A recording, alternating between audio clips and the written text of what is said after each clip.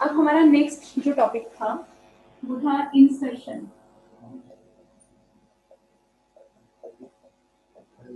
Of geometric mean. अब geometric mean के बारे में हमने बात करी थी उससे, तुम्हें ये बताया था कि अगर ए और बी दो पॉइंट है तो उनका जो ज्योमेट्रिक मीन है वो आपके पास ए बी का स्क्वायर रूट होगा। ये हम डिस्कस कर चुके हैं। दिस इज कि जब आपके पास एक ज्योमेट्रिक मीन निकालना है, सिंपली ज्योमेट्रिक मीन है। फिर मैंने आपको ये भी बताया था कि अगर नंबर ऑफ टर्म ज्यादा है, जैसे कि A1 है, A2 है and so on up to AN है, इनका एक ज्योमेट्रिक मीन, गुड आफ्टरनून बेटा, गुड आफ्टरनून, तो ये आपके पास क्या होगा, A1 A2 and so on up to AN raised to power 1/n। ये एक ज्योमेट्रिक मीन है। अब इंसर्शन के बारे में अगर हम बात करें तो इंसर्शन में क्या है, सेकंड पॉइंट। इंसर्शन के अंदर क्या है, सेकंड मेन, कि अगर आपने एक से ज्यादा इंसर्ट करने हैं तो वही एपी वाला मेथड, तो देखोगे आप हम पैरेलली चलेंगे उसके अंदर। ठीक है, अब यहाँ पर हमारे पास वहां पर क्या था, जब हमने अरिथमेटिक मीन निकालना था, a plus B by two दोनों को ऐड किया और फिर 2 से डिवाइड कर दिया। यहाँ पर ज्योमेट्रिक मीन निकालना है तो दोनों का प्रोडक्ट किया। ये कंसेप्ट प्रोडक्ट के ऊपर चल रहा है स्टार्टिंग से ही। जीपीपी हमारा प्रोडक्ट पे था और अब जीएम भी जो है हमारा किस पे हो जाएगा, प्रोडक्ट पे हो जाएगा। ठीक है, तो अब देखो जब हमने इंसर्ट करना है तो सपोज अब पहले जब हम जीएम के बारे में बात कर रहे हैं, इंसर्शन के बारे में, तो मैं ये लिखती हूँ, if G1 G2 and so on up to GN। ठीक है, these are n symmetric mean in A and B। दो A एंड B दो नंबर है आपके पास, तो G1 G2 GN जो है वो n क्या है, ज्योमेट्रिक मीन है इस बार। Then A comma G1 G2 and so on up to GN comma B are in GP। G1 G2 को G1 G2 GN आपके तब ज्योमेट्रिक मीन होंगे अगर A और B के बीच में जो आप G1 G2 GN इंसर्ट करोगे वो एक दोबारा से क्या बनाएंगे, जीपी बनाएंगे। तो सेम चीज हमने किसमें की थी, केपी में की थी। सेम चीज हम कहाँ करेंगे, यही चीज कंटिन्यू करेंगे वही। तो अब इसके अंदर फॉर्मूला अगर आप करना चाहते हो, ड्राइव करना चाहते हो, फिर वही चीज है कि हम ले लेते हैं कि ए जो ये नई जीपी है इसका फर्स्ट है। तो हाँ, तो मैंने ये कहा कि अगर हम G1 G2 GN जो है एन ज्योमेट्रिक मीन डालते हैं दो नंबर्स के बीच में, A और B के बीच में, तो अगर आपके पास A G1 G2 GN जो है वो GP बन जाता है, तो हम उनको G1 G2 GN को हम क्या बोल देते हैं, वो हमारे ज्योमेट्रिक मीन होंगे। ठीक है, तो अब इसमें वही प्रोसेस है सेम जैसे हमने वहां पर किया था। लेकिन अब एक चीज देखिए, जब ये नई जीपी आपके पास बनी है तो इसमें नंबर ऑफ टर्म्स कितनी हो गई इस बार, नंबर ऑफ टर्म्स हो गई n+2 जैसे हमने पहले किया था एपी के अंदर। फिर उसके बाद b अगर आप लिखोगे, b वो कौन सी टर्म है, टी n+2 टर्म है, n+2 टर्म है जीपी की, b लास्ट टर्म है लेकिन n+2 टर्म है, एग्री।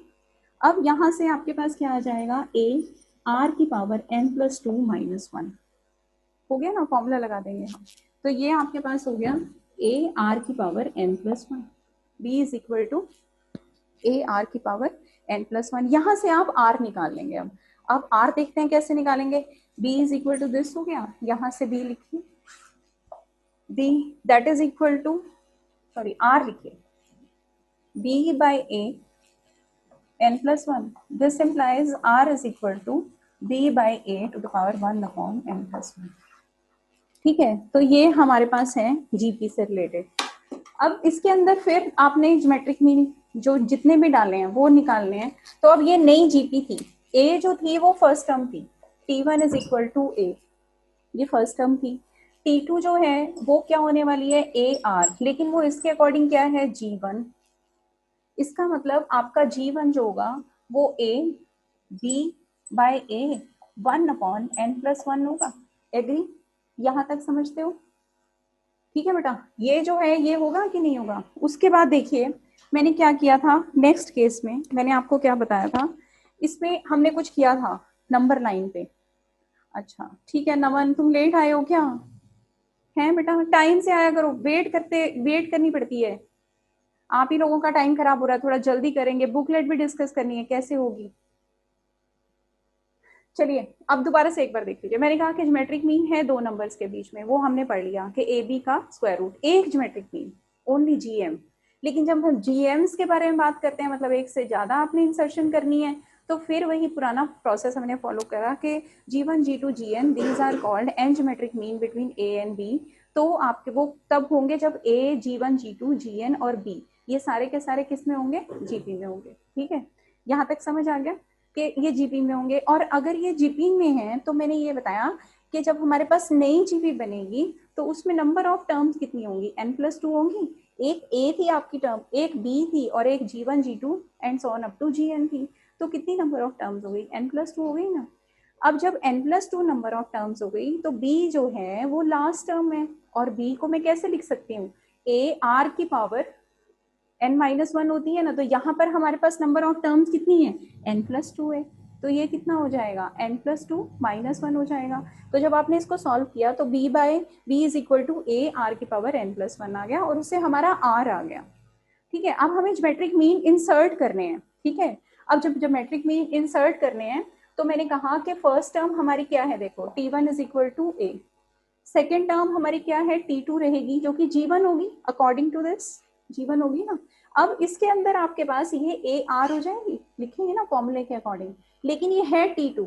जब आप t2 लिख रहे हो तो ए आर की पावर 2-1, ये बात आप समझते हो। फिर अब ये जो चीज है g2 लिखने से पहले, इसके अंदर एक और पॉइंट बताती हूँ। देखो जैसे मैंने आपको वहां नंबर 9 पे अर्थमेटिक मीन के एक और फॉर्मूला बताया था ना, आपको ड्राइव करवाया था कैसे, तो वहां यहाँ पर वो नंबर 9 के हिसाब से तो नहीं हो सकता क्योंकि प्रोडक्ट हो रहा है, डिस्टेंस वाली चीज नहीं है। लेकिन इसको अगर आप सॉल्व करेंगे तो आप ये देखिए, क्या मैं इसको लिख सकती हूँ, अगर मैं इसको लिखूं a की पावर n+1 अपॉन n+1 लिख सकते हैं 1 को। रीजन क्या है ये देखिए, अभी मैं इसको अंदर डाल दूंगी ब्रैकेट के, ये आपके पास क्या हो जाएगा, a की power n+1 into B upon A, और इसकी पावर 1 अपॉन n+1।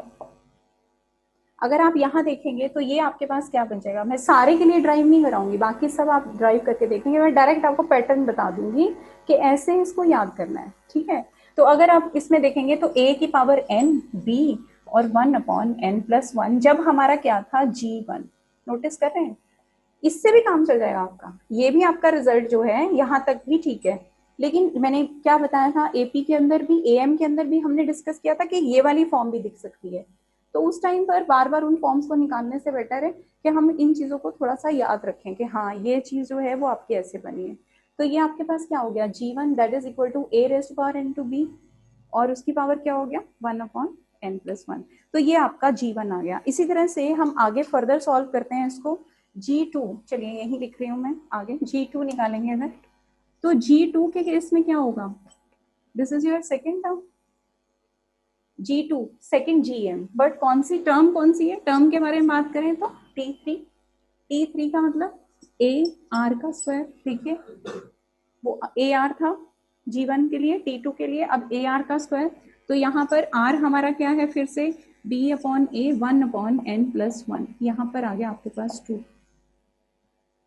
जब आप इसको आगे अंदर फर्दर अब यहाँ तक भी आपका ठीक है, इसमें कोई प्रॉब्लम नहीं है। लेकिन मुझे उस फॉर्म में अगर G2 को लिखना है, अगर आप G2 को उस फॉर्म में लिखोगे तो मुझे G2 क्या बनेगा, क्लियर है ना यहाँ तक। तो G2 अगर हम बनाएंगे तो ये आपके पास बन जाएगा a की पावर n-1 b का स्क्वायर, 2 को अंदर ले लीजिए, वैसे ही करिए जैसे वहां पर किया था मैंने, b का स्क्वायर अंदर ले लीजिए, a का स्क्वायर भी अंदर ले लीजिए, फिर उसके बाद a की पावर n+1 और n+1 करके हम एडजस्ट करेंगे तो ये फॉर्म बन जाएगी, और इसकी पावर 1 अपॉन n+1। तो ये G2 का दूसरा तरीका है लिखने का। तो दोनों में से कोई भी आप यूज कर सकते हैं। ठीक है, ऐसा ना हो कि ये आ रहा है रिजल्ट और आप फिर सोचते रहें कि ये बन रहा था रिजल्ट तो ये कैसे बनेगा, यहाँ से ऐसे भी बना सकते हैं, and so on like this, इसी तरह से कंटिन्यू करते जाइए। तो जब मैंने G3 लिखने की कोशिश करी तो यहाँ से मैंने ऑब्जर्व किया a की पावर n-2 b का क्यूब और 1 अपॉन n+1। आप देख रहे हो यहाँ पर, अब इन सबका सम देखो, देखो यहाँ पर भी n+1 आ रहा है, फिर उसके बाद यहाँ पर भी n+1 आ रहा है, और यहाँ पर भी अगर हम देखेंगे तो n+1 आएगा, a और b की पावर मिलाकर। ये देखिए यहाँ पर a की पावर n-1 और b का स्क्वायर दोनों का n+1 आ रहा है। वहां भी आप याद करिए, मैंने am के अंदर भी यही चीज बताई थी कि जब हमने रेशो की थी तो टोटल टर्म जो रेशो थी वो n+1 को हमने डिवाइड किया था, 1:n 2:n-1 उस वाली फॉर्म में। तो वही चीज हमने डायरेक्ट यहीं पर यूज करी है। आप चाहे तो यहीं तक याद करिए, ये भी आपको पता होना चाहिए। पर अगर ऐसा बनाना पड़ता है इस फॉर्म के अंदर, a को अंदर भेजना पड़ रहा है मतलब, तो आप किस फॉर्म से उसको भेजेंगे। ठीक है, तो फाइनली जब मुझे जी के लिखना है तो मुझे ये तो पता चल गया कि बी की पावर तो के ही आएगा ना, जैसे G3 में बी का क्यू भी आया था, इसी तरह से जी के अंदर बी की पावर तो के ही आएगा। लेकिन यहाँ पर मैं क्या लिखूं, ए की पावर में क्या लिखूं कि n+1 बन जाए इन दोनों को मिलाकर, तो वो क्या हो जाएगा n-k+1। दोनों को ऐड करोगे दोनों की पावर को, तो हमारे पास क्या बन जाएगा n+1 बन जाएगा। तो ये आपके पास फॉर्म आ गई। तो ये बेसिकली हमारे पास ज्योमेट्रिक मीन है जो हमने इंसर्ट करे हैं। बताओ क्लियर है, यहाँ तक बात समझ आती है। ठीक है, तो ये एक पॉइंट देखो, अब ये चीजें अगर आप याद रखोगे तब फायदा है, नहीं तो फिर कोई फायदा नहीं। मैंने क्या बताया कि जब आपने ज्योमेट्रिक मीन, मेन पॉइंट बता देती हूँ, ज्योमेट्रिक मीन आपको लिखा हुआ ऐसे मिल गया तो आप कंफर्टेबल हो, क्योंकि आपने ड्राइव किया है किसकी हेल्प से, फॉर्मूले की हेल्प से। लेकिन अगर वो इस फॉर्म में है जिसमें ए अंदर है तो भी आपने घबराना नहीं है, बल्कि क्या पॉइंट आपको याद रखना है कि अगर मैंने G3 निकाला है तो बी का क्यूब है, और ए की पावर मैं कुछ ऐसा डालूं कि इसकी पावर क्या बन जाए, दोनों को सम करके n+1, तो n-2।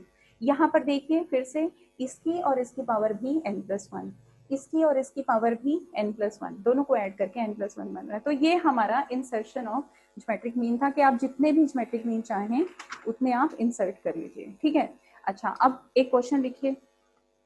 ठीक है, लेट 2 and 128, आप बता रहे हैं आंसर इसका। Let 2 and 128 be insert 6 geometric mean. Insert 6 geometric means between these two numbers. चलिए इंसर्ट करना रहने दीजिए, आप ये लिखे कि between 2 and 128 there are 6 geometric mean। मैंने बोल दिया फाइंड G3। G3 का आंसर मुझे फटाफट से करिए, जब जिनको समझ आ गया है तब तक मैं रब कर रही हूँ। आप क्या निकालेंगे, किसके बीच में, 2 and 128 के अंदर 6 ज्योमेट्रिक मीन ऑलरेडी आपने डाल दिए हैं। मुझे सिर्फ G3 का आंसर बता दीजिए कि what is your third geometric mean, ताकि मुझे पता चल जाए कि आप में से कितने लोग अंडरस्टैंड कर रहे हैं इस पॉइंट को। G3, ठीक है मैं करवा रही हूँ फिर। देखिए उसने कहा कि 2 and 28 आपके पास कितने नंबर हैं, कितने ज्योमेट्रिक मीन आपने इंसर्ट करने हैं, 6। क्षितिज का आंसर आया है, नहीं क्षितिज कुछ गड़बड़ है। नैन्सी का भी आंसर आया है। भाई आप कुछ गड़बड़ कर रहे हो, एक बार देख लो फिर अगला क्वेश्चन आप करना ध्यान से। ठीक है, चलिए सिंपल सा क्वेश्चन है, 2 and 128। उसने कहा कि 6 ज्योमेट्रिक मीन आपने इंसर्ट कर दिए, 6 geometric means are inserted between these two numbers 2 and 128, और वो आपसे पूछ रहा है आपको क्या निकालना है। ठीक है, अब मुझे ये बताइए कि जब 6 GMs आपने इंसर्ट किए हैं तो नंबर ऑफ टर्म्स कितनी बन जाएंगी। नंबर ऑफ टर्म्स क्या हमारे पास 6 + 2 कितनी हो जाएंगी बेटा, 8 हो जाएंगी। बात समझ रहे हैं ना, जितने GM n जो है ना, n आपका 6 है, जितने GM इंसर्ट करने हैं। हाँ जी, किसी और का भी आंसर आया भाई, एक बार चेक कर लेते हैं। अभी अभी नहीं बन रही है बात, एक बार देख लीजिए फिर, कोई बात नहीं, पहले देखिए फिर देखिएगा। ठीक है, तो अब इसमें अगर मैं R निकालना चाहूंगी, देखिए n 6 है, नंबर ऑफ टर्म्स 8 है। ठीक है राघव, एक बार चेक कर लो, मैंने G3 पूछा था, G3 तो 1/n+1 आएगा। मैंने क्या 1/n+1 ही लिखा है ना सारे आर्टिकल में, n+1 तो नहीं लिख दिया, क्योंकि तुम सब होल नंबर दे रहे हो आंसर। फ्रैक्शंस बनेंगे, जो आपकी पावर है वो भी फ्रैक्शंस में आएगी इसमें। अच्छा एक बार देखते हैं कितने GM इंसर्ट करने हैं, 6। तो इसमें आपका n जो है वो 6 है, लेकिन नंबर ऑफ टर्म्स कितनी है, 8 है। ठीक है, समझ गए इस बात को। फिर जब आपने G3 लिखना है, G3 तो इसका मतलब AR का क्यूब ही है, वो चीज हमने डिस्कस की थी। जैसे G1 था तो AR था, G2 था तो AR का स्क्वायर था। देखिए G2 था तो AR का, हालांकि थर्ड टर्म थी, है ना। इसी तरह से G3 था तो आपके पास क्या था, ए आर का क्यूब था, तो जब मुझे G3 चाहिए तो ए आर का क्यूब होने वाला है। या फिर मेरे पास डायरेक्ट रिजल्ट है जो मैंने आपको बताया कि मेरे पास ए है, मेरे पास बी है, तो मैं उससे भी वैल्यू निकाल सकती हूँ। या फिर हम किससे निकाल सकते हैं, आर निकाल सकते हैं। अब आर आपका क्या होने वाला है, 128 डिवाइडेड बाई 2 ये बनेगा, और इसकी पावर क्या बनेगी 1/7। बताइए 1/n+1, n मेरा क्या है 6, नंबर ऑफ टर्म्स क्या है 8। ठीक है, तो यहाँ पर मेरे पास क्या बन गया 128/2 रेज टू पावर 1/7। तो r हमारे पास क्या आ गया, this is 64 raise to power 1/7। ठीक है, अब देखिए मेरा 2 की पावर आपके पास क्या बनेगी 6 बनेगी आई थिंक, इसकी पावर 1/7। ठीक है, तो r हमारे पास क्या आ गया 2 की पावर 6/7 आ गया। सही है यहाँ तक। अब आप बता दीजिए G3 सिंपल मेथड से अगर आप निकाल रहे हैं तो G3 आपके पास क्या होगा, a कितना है हमारा, फर्स्ट टर्म क्या था 2, r क्या आया हमारा 6/7। ठीक है, 2 की पावर 6/7 हमारा r हो गया, उसके बाद उसकी पावर 3, तो यहाँ से रिजल्ट क्या आ गया 2 इंटू 2 की पावर, ये हमारे पास हो गया 18/7। ऐसे ही बनेगा ना, 18/7 बन गएगा आपके पास। तो ये देखो ये हो गया 2 की पावर 18/7 प्लस 1, तो ये हो गया 2 की पावर 25/7। ये हमारा G3 आया। आप जो दे रहे थे वो पता नहीं, अब मुझे नहीं पता आप कहाँ गलती कर रहे थे। तो G3 हमारा ये आ गया 2 की पावर 25/7। अब अगर जो ज्यादा कंफर्टेबल है इन फॉर्मूलों से, जिन्होंने प्रैक्टिस किए हैं, वो फिर G3 को मैंने आपको क्या बताया था, कैसे याद रखेंगे, ए बी का क्यूब, आर, आर को क्या हुआ बेटा, आर की वैल्यू जो थी वो देखो क्या बताई हुई है, आर जो है आर्टिकल में अभी हमने ड्राइव किया था B/A 1/n+1। देखो मैं बार बार एक्चुअली ये चीज मेंशन कर रही हूँ कि इसके अंदर आपके पास जो नंबर ऑफ टर्म्स है ना, वो जो नंबर ऑफ टर्म्स है वो 8 है, लेकिन n क्या है 6 है। n क्या है 6 है, 6 क्या है कि कितने ज्योमेट्रिक मीन आपने उसमें इंसर्ट करने हैं। ठीक है, तो हमारे पास r जो आएगा, आर्टिकल अगर आपने लिखा है उसको चेक करो कि B/A अपॉन 1/n+1। ये देखिए ये मेरा b है 128, ये मेरा a है, और इसकी power 1/n+1। n number of terms नहीं है, n क्या है जितने ज्योमेट्रिक मीन इंसर्ट करने हैं। तो ये फॉर्मूला ऑफ कोर्स हमारा n पे डिपेंड करता है, यहाँ कंफ्यूजन नहीं होना चाहिए अब। ठीक है नैन्सी, ओके। अच्छा चलिए, अब इसके अंदर आपके पास ये आ गया। अब मैंने आपको ये बताया कि दूसरा फॉर्म अगर आप देखोगे तो a की पावर n-2, अब हमारा n क्या है 6, जितने ज्योमेट्रिक मीन आपने इंसर्ट करने हैं, तो यहाँ पर आ जाएगा 6-2। आप ये वाला फॉर्मूला लगा दीजिए, और इसकी पावर आपके पास 1/n+1। n हमारा फिर से पूछ रही हूँ क्या है, 6 ज्योमेट्रिक मीन इंसर्ट करने हैं 1/7। इससे डायरेक्ट निकालोगे, a की वैल्यू रखोगे 2, b की रखोगे 128, उससे भी निकल जाएगा, you will get the same answer. अब बताइए, आप होल नंबर निकाल रहे थे, कहाँ गलती कर रहे थे मेरे ख्याल से, या तो 1/n+1 लिखने की बजाय n+1 ही लिखे जा रहे थे, तो इस वजह से आपका आंसर जो था वो गलत आ रहा था। बताइए क्लियर हुआ, यहाँ तक क्लियर है बेटा, आगे चलूं। चलिए एक क्वेश्चन आप लिखिए, लिखिए फिर एक क्वेश्चन आप, अब कोशिश करिएगा कि आप इसमें गलती ना करें, लिखिए। हालांकि ये तो जीपी से ही रिलेटेड है, पर लिख लीजिए। Find 4 successive terms of GP, find 4 successive terms of GP for which, इसको थोड़ा सा लिख लो, of which the second term, find 4 successive term of GP of which the second term is smaller than the first term by 35.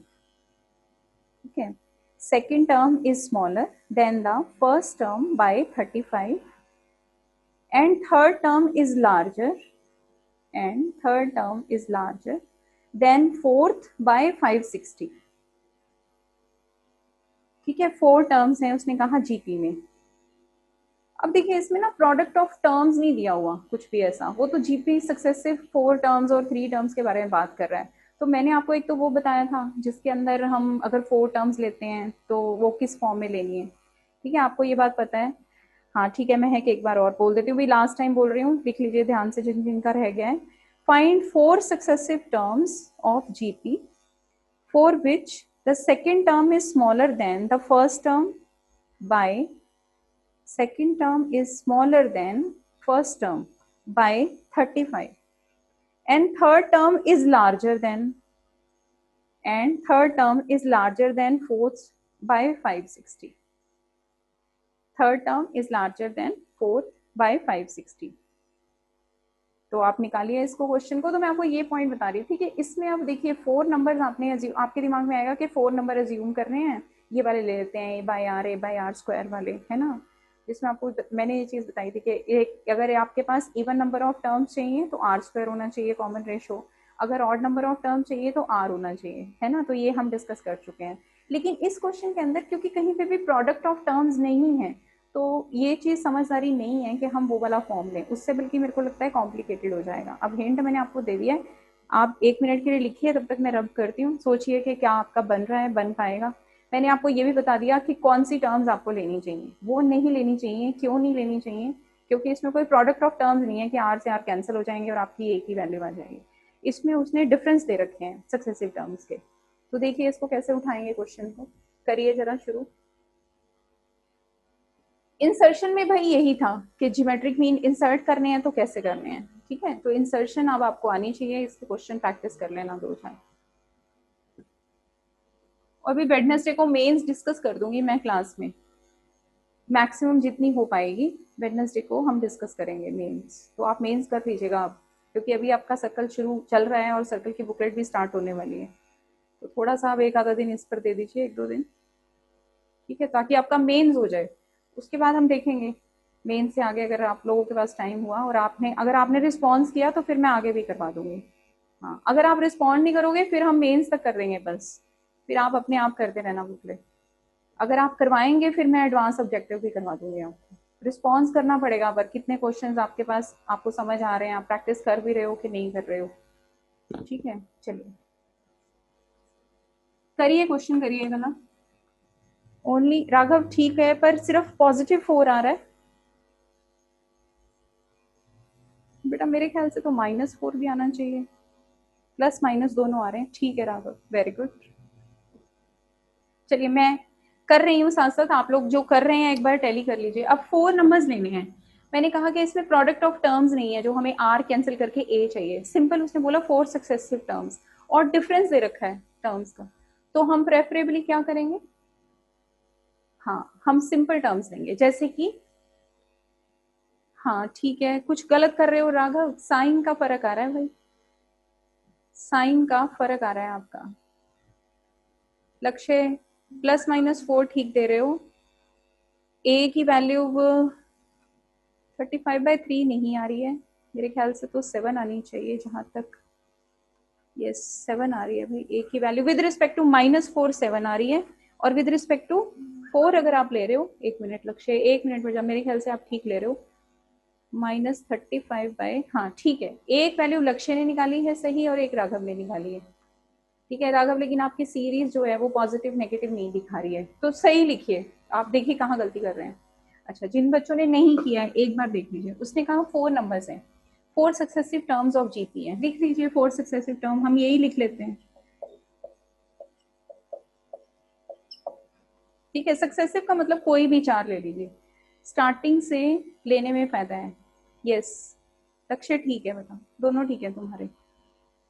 अब ये A R square देखो, उसने क्या कहा, उसने कहा कि second term is smaller than first by 35. इसका मतलब फर्स्ट वाली जो है वो बड़ी है. ठीक है, तो आप क्या लिखेंगे, A minus A R this is equal to 35.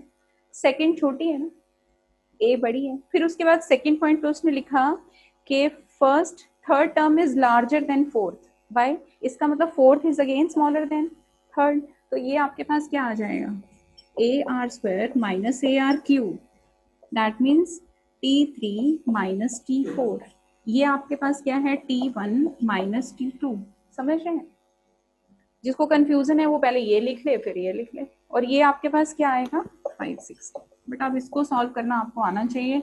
दोनों को डिवाइड कर दीजिए, देखेंगे दोनों को डिवाइड करके हो जाएगा, क्योंकि A कैंसिल हो जाएगा. हमारे पास 1 माइनस आर, AR² बाहर निकाल दो, ये फिर 1/r हो गया. यहाँ पे आपके पास हो गया अच्छा उल्टा ले लीजिए, 560 उल्टा ले लो, ये आपके पास ये भी कैंसिल हो गए, ये भी कैंसिल हो गए। आर स्क्वायर जो है वो आपके पास आ जाएगा 560/35, 16 आ रहा है बेटा आर स्क्वायर। ठीक है राघव, अब नाउ यू आर राइट, -35/3, ठीक है बेटा। आर जो है वो आपके पास +-4 आ गया। आर की वैल्यू यहाँ सब्स्टिट्यूट कर दो, एक बार 4। अब देखो यहाँ से आपको 2 जीपीज मिलेंगी, जिसमें एक का कॉमन रेशियो क्या रहेगा, r इज इक्वल टू 4। ऐसे लिख लो अपनी कॉपी में, r इज इक्वल टू -4। हाँ, क्या क्या नहीं समझ आया नैन्सी, बताइए। देखिए ये यहाँ तक पता चला, क्वेश्चंस का स्टेटमेंट ये कैसे लिखा बताओ, ये क्लियर हुआ।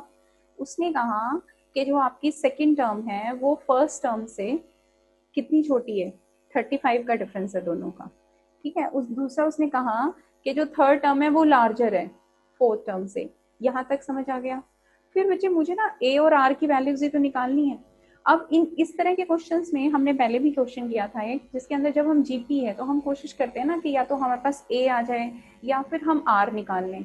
अब ये इक्वेशन ऐसे तो है नहीं कि अब मैं इसको आर से मल्टीप्लाई करूं फिर डिवाइड सब्ट्रैक्ट करूं। आप इसमें डिवाइड कर दो, क्योंकि दोनों को जब मैं डिवाइड करूंगी तो ये कैंसिल हो जाएगा, ए कैंसिल हो जाएगा, आपके पास सिर्फ इन टर्म्स ऑफ आर आ जाएगा।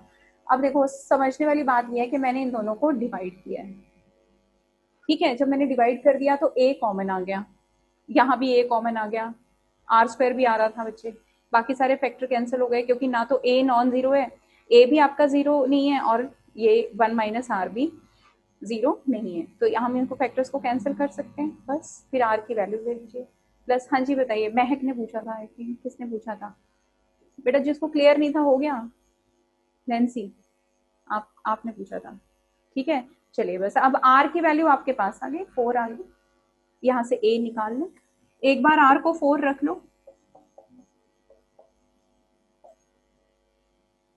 एक बार आर को क्या रख लोगे, एक बार यहाँ 35 इसके बराबर आ गया। अब ये मैं करवाऊंगी नहीं, आप खुद से प्रैक्टिस कर लेना। -4 वाले का तो सिंपल सा आंसर आ जाएगा, है ना, 7, और 4 वाले में थोड़ा सा फ्रैक्शंस में आ रहा है, 4 वाले में आपका ये आना चाहिए माइनस, आप चेक कर लेना, -35/3 माइनस मेरे पास ये आ रहा है 140/3 और -560।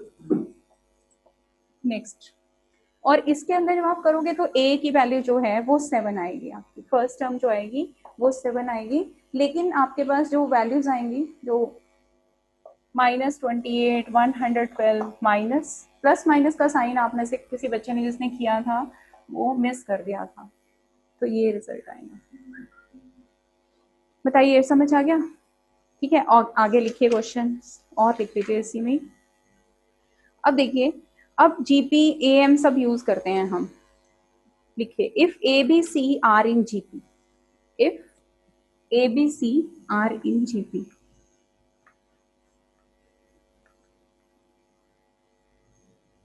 ए बी सी आपके जीपी में है, एक्स एंड वाई ये दिया हुआ है, जो दिया हुआ है ना मैं वो लिख रही हूँ, ए बी सी जो है वो जीपी में है। दूसरा उसने दिया है X and Y are arithmetic mean between A and B, पहला आपके पास ए बी के बीच में, ऐसे लिख लो A comma B and B comma सी।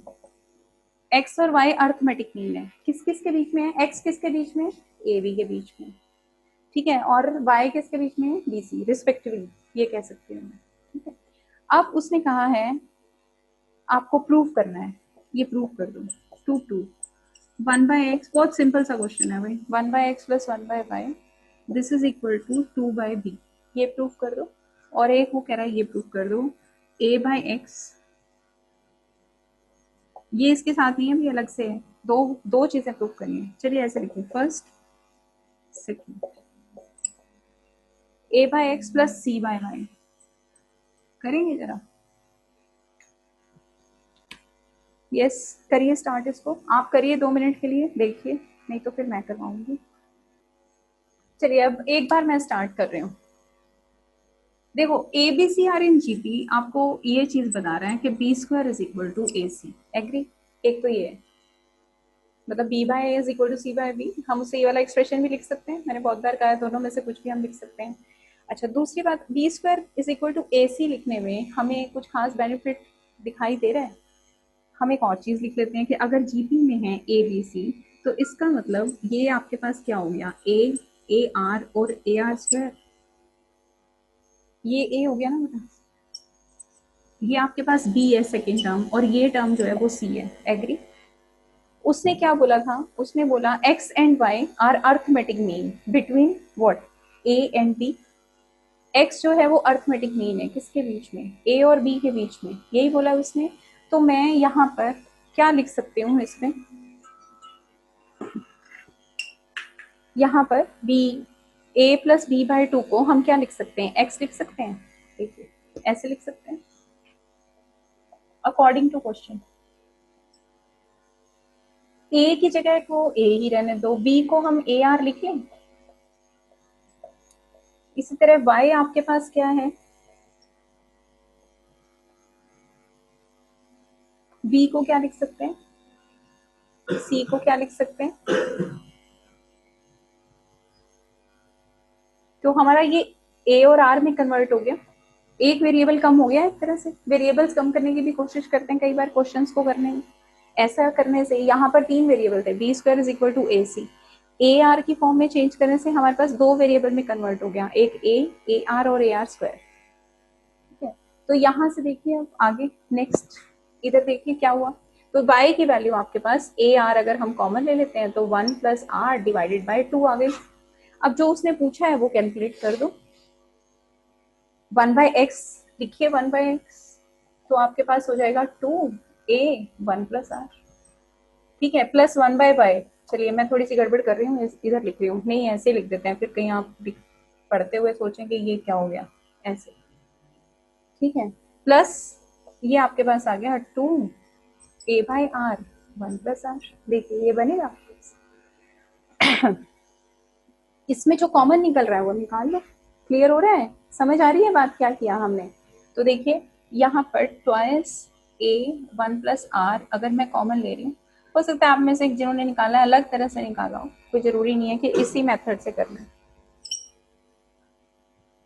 देखिए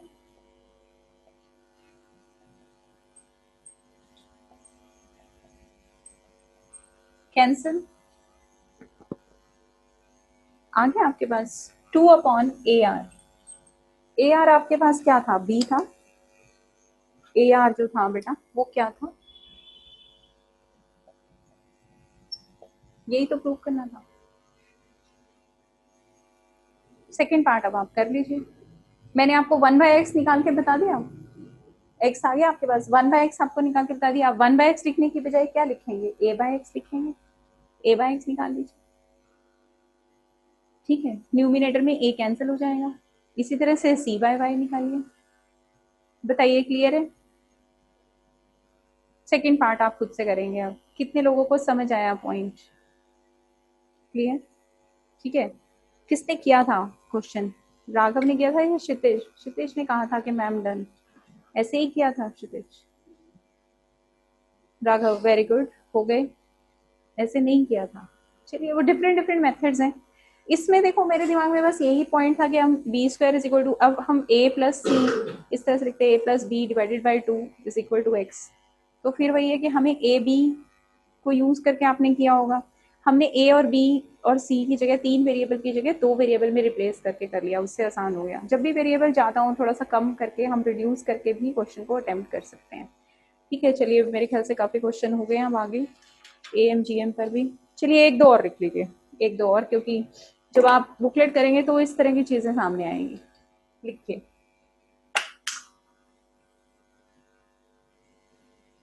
क्वेश्चन, लिखिए एक बारी, इसको सॉल्व करना। देखिए 1/2 प्लस 3/4, अभी हम आगे पढ़ेंगे इसको डायरेक्ट सॉल्व करने का भी, पर जितना आपको आता है उससे देखिए ऐसा भी हम सोच सकते हैं। 7 के बाद आ जाएगा 15 इन टर्म्स। अब देखो ये क्वेश्चन है, इसमें डिनोमिनेटर में तो आप देख रहे हो क्या कि जीपी बन रही है ना, ऊपर कुछ भी नहीं बन रहा, क्या बन रहा है,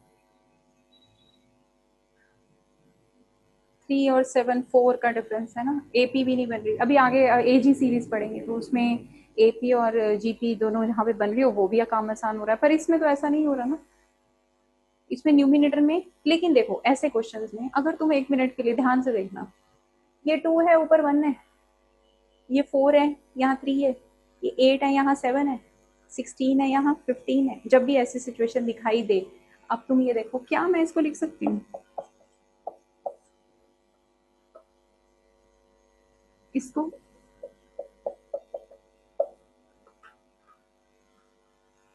इसको बेटा बन रही है जीपी, एपी भी बन रही है, 1 1 1 इकट्ठा हो जाएगा एक तरफ, N terms, AP with common difference 0।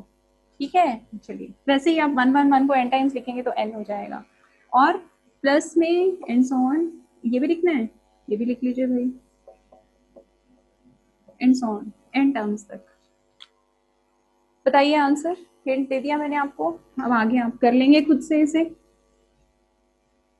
कर लोगे ना, जीपी है एन टर्म्स तक। ठीक है, एन 1 1 1 1 1 इकट्ठा कर लो, 1/2 1/4 1/8 1/16 एंड सो ऑन। ठीक है बेटा, ये जीपी है, आगे लिख देना इसको, जो भी आंसर आएगा एन की टर्म्स में आ जाएगा। 1/2 कॉमन रेश हो गई आपकी, फर्स्ट टर्म 1/2 हो गई। बताइए क्लियर है, समझ आया, छोड़ दो इसको, कर लोगे खुद से। अच्छा एक क्वेश्चन और लिख लो छोटा सा, बस छोड़ रही हूँ यहाँ तक, आगे कर लेना भाई। कोशिश करते हैं आज एचपी भी थोड़ा सा निकाल दें ताकि अब आप लोग बुकलेट करना शुरू कर दो।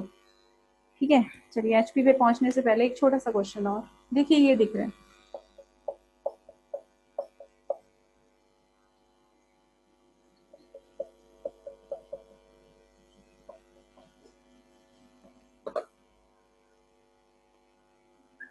एट लिखा मैंने, फिर प्लस 1/2 लिखा है, और फिर प्लस 16 आएगा भाई, 8 2 आ गया, 1/4 एंड सो ऑन।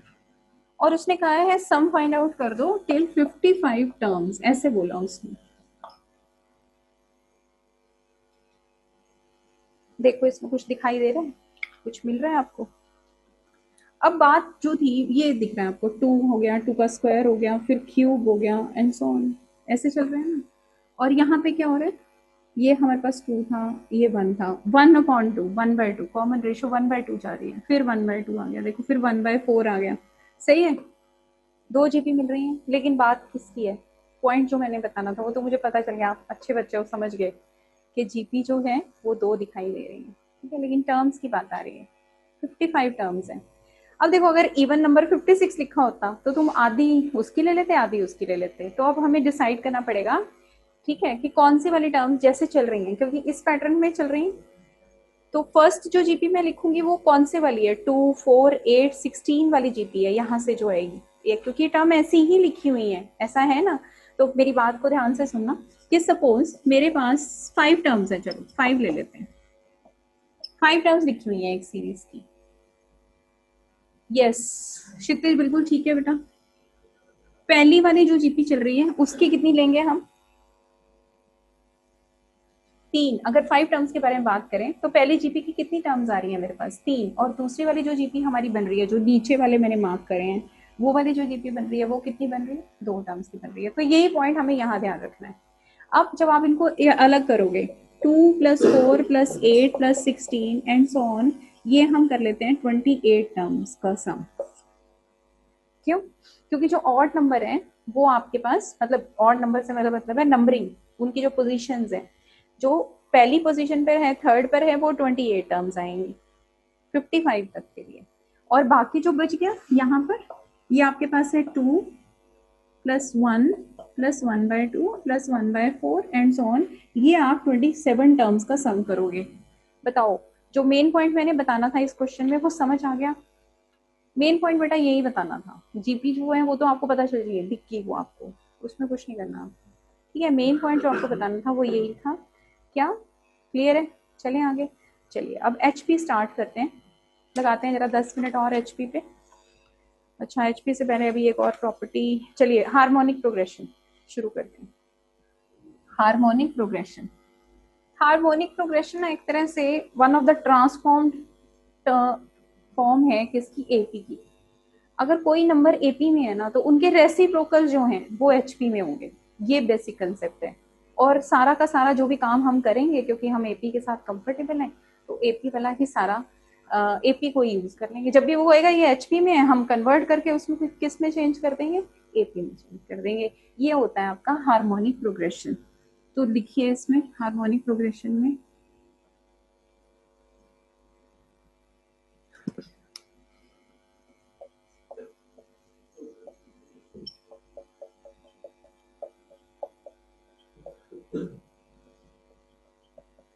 बना लीजिए भाई एक बार heading, harmonic progression.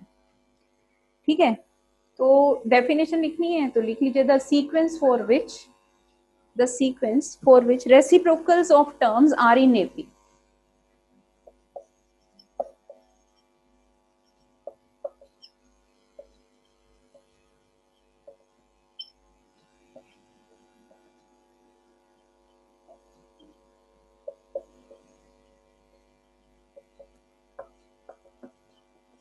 Reciprocal of terms are in AP. ठीक है, जैसे कि ये लिख लो, जैसे आप लिख लो, जैसे सिंपल हमारे पास है A1, A2, A3, A4 and so on. ये आपके पास HP में है, सपोज ये HP दे रखी है। HP का मतलब क्या है कि इसके reciprocal A1 1/A2, 1/A3, 1/A4 and so on. इसका मतलब ये AP में है बस। And this is a corresponding AP with respect to this HP। ये कॉरस्पॉन्डिंग एपी है जो नई वाली बनेगी।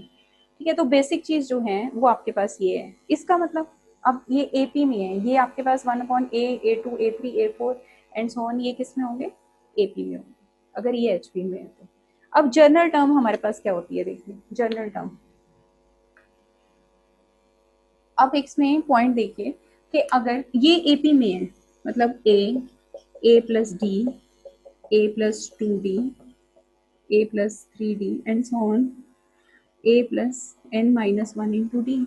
ये तो हमें सबको पता है कि ऑलरेडी कि ये किस में है, AP में।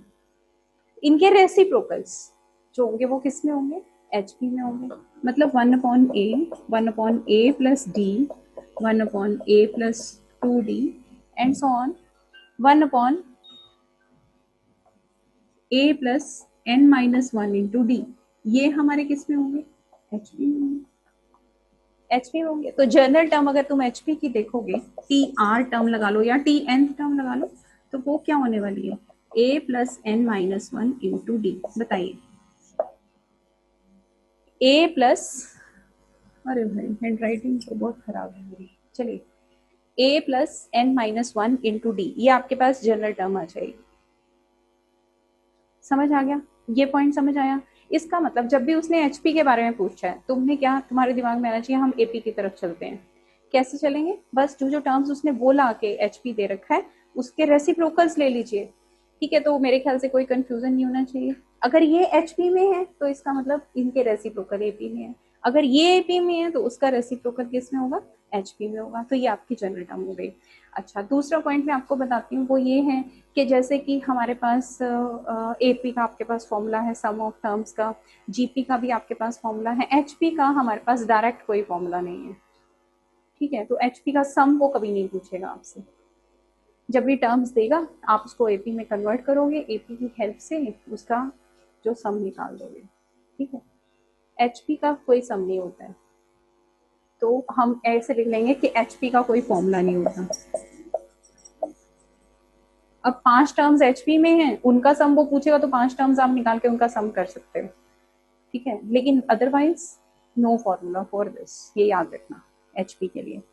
अच्छा, उसके बाद कुछ लोग कहते हैं कि एचपी का सम एग्जिस्ट ही नहीं करता है, तो बहुत सारे वो हैं, तो आपने मेन पॉइंट याद रखना है कि इसके लिए हमारे पास कोई फॉर्मूला नहीं होता, क्योंकि बेसिकली जो एचपी है वो कहाँ से आती है, that is a reciprocal of AP.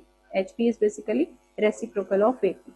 ठीक है, तो अब इसमें आपके पास क्वेश्चन लिखिए फॉर एचपी लिखिए। अब सिंपली क्वेश्चन ही करते हैं क्योंकि हमने एपी का ही काम करना है, तो बाकी इसमें एक इंपॉर्टेंट प्रॉपर्टी है जो मैं आपको अभी बताऊंगी।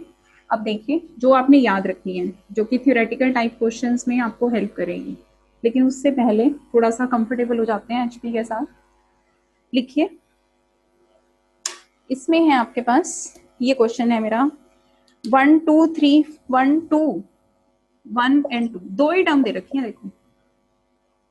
वो ये कहता है R in HP, दो ही टर्म, ठीक है। उसने कहा है फाइंड T8, एट्थ टर्म, बता दो जरा ये डेफिनेशन लगाकर। अब देखो आप में से कुछ बच्चे सोच रहे हैं कि 1 2 R in HP दिया हुआ है, AP नहीं दिया हुआ, और कोई ये भी नहीं है, 1 2 दो ही टर्म से उसने काम बता दिया अपना। लेकिन इन दो टर्म से मेरा काम बन गया क्या, कि 1 और 2 AP में है, इसका मतलब 1 1/2, 1 का रेसिप्रोकल 1 ही होगा बेटा, है ना, और 2 का रेसिप्रोकल नहीं, नमन अभी भी नहीं आया बेटा, ठीक नहीं है। R in AP, अब उसको भूल जाओ ना, उसको भूल जाओ, उसको उससे कंफ्यूज होने की जरूरत नहीं है, हम तो एपी पर आ गए। अब एपी के साथ तो हम बहुत कंफर्टेबल हैं। कैसे, फर्स्ट टर्म हमारा 1 है, कॉमन डिफरेंस जो है लक्ष्य, आपने क्या निकाला है, हाँ लक्ष्य इज राइट, बिल्कुल ठीक है बेटा। डी कॉमन डिफरेंस आप निकालोगे तो 1/2 -1, बी माइनस है। भाई जिन्होंने ये नहीं प्रैक्टिस किया ना, फिर उनसे तो गलतियां होंगी, थोड़ा बहुत प्रैक्टिस कर लो। क्षितिज कह रहा है 2/9, तो क्षितिज ठीक नहीं है बेटा, कुछ गड़बड़ है। नैन्सी तुम ठीक हो, लेकिन तुमने तो मुझे एपी की ही टर्म बता दी ना, मुझे तो एचपी की निकालनी थी। अब T8 निकालना है, T8 का मतलब A + 7D है कि नहीं है, सब जानते हैं। हम एपी के बारे में बात करें, हम एचपी को तो भूल गए, हमने तो कन्वर्ट कर दिया उसको एपी में। अब तुम्हारे पास T8 क्या आ गया, A + 7D आ गया।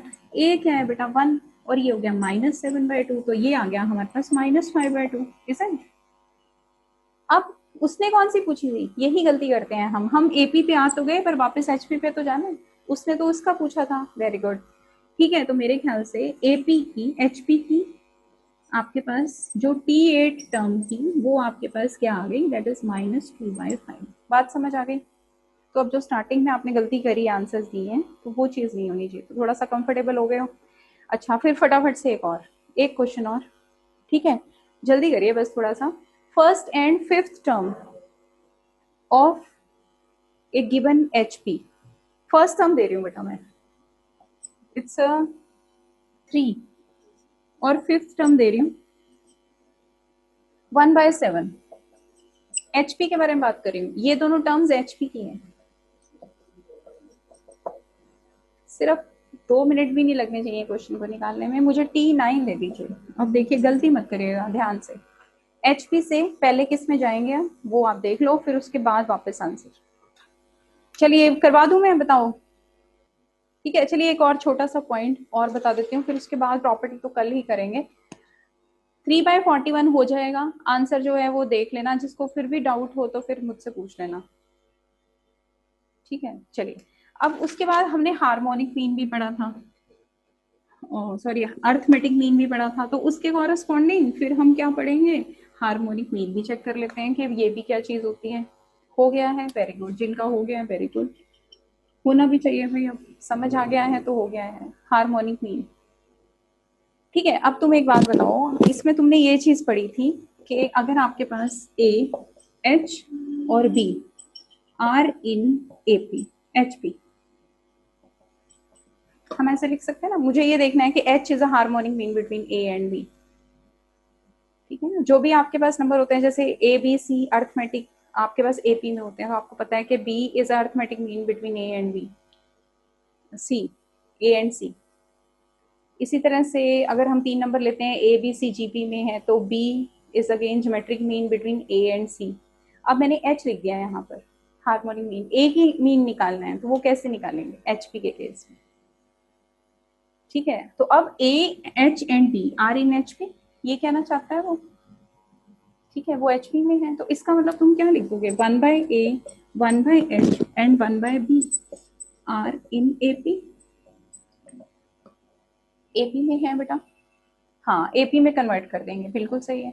अब AP में कन्वर्ट करोगे, देखो अब थोड़ा सा कंफ्यूजन नहीं होना चाहिए, ABC अगर AP में है तो हमारे पास R इन AP, तो हम लिख सकते हैं ना 2B is equal to A + C, बताओ ये होता है, ठीक है।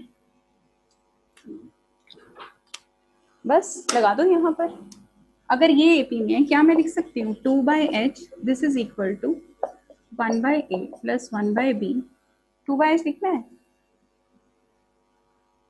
हाँ, डिवाइडेड बाय 2। देखिए ये बनेगा आपके पास,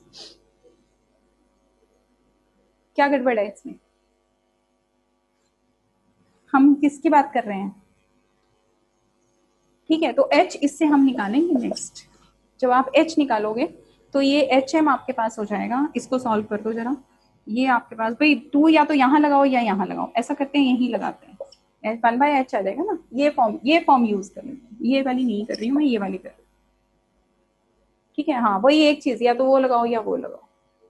तो 1/h आपके पास a plus B divided by 2 हो जाएगा। ठीक है, तो यहाँ से देख लीजिए, पहले h कर लीजिए। 1/h जो आएगा वो आपके पास आ जाएगा a plus B upon 2ab। तो h जो है वो आपके पास हो गया 2ab upon a plus B. अब ये हार्मोनिक मीन होता है बिटवीन टू नंबर्स, ये आपने याद रखना है डायरेक्ट। जैसे आपको अर्थमेटिक मीन पता है a plus B divided by 2, geometric mean पता है ab का स्क्वायर रूट, वैसे हार्मोनिक मीन भी अब आपको पता चल गया 2ab upon a plus B. ठीक है, कैसे आया वो हमने किया वैसे ही, जनरेट वैसे ही किया। मैंने ये नहीं कहा कि ये एचपी में है तो इसका हार्मोनिक मीन जो है ए प्लस बी डिवाइडेड बाई 2 होगा, नो। ना प्रोडक्ट के बारे में बात करी, मैंने क्या किया, एचपी से जब मैंने एपी में कन्वर्ट किया, then I am able to derive this thing that this is a one harmonic mean between A and B. ठीक है, बताइए क्लियर है ये? तो बच्चे आज के लिए मेरे ख्याल से इतना बहुत है।